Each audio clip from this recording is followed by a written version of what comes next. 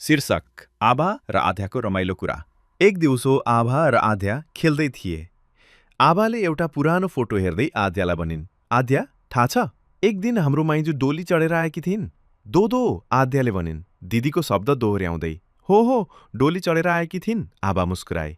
त्यति बेला म सानी थिएँ अनि मामा घोडा चढेर आएका थिए। घो घो आध्या झट्ट घोडा जस्तो ही आवाज गर्न थाली। लै कस्तो रमाइलो थियो। आभाले आफ्नो झोलाबाट घन्टी झिकेर बजाइन्। तरबाजी पनि थियो। ठाई आध्या डराए जस्तो गर्दै आभाको पोल्टामा सन्नाकी।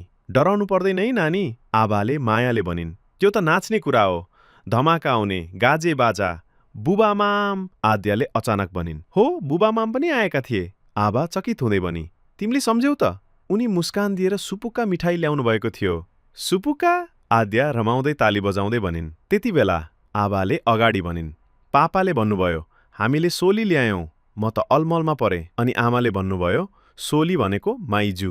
सोली, आध्या दिदीको पछाडि दोहोर्याउँछिन्। ब्युटिफुल, आभाले खुसी हुँदै भनिन्। तिमी त एकदमै राम्रो सिकिरहेकी छेउ। म तिमीलाई अरू पनि कथाहरू सुनाउनेछु, ठिक छ?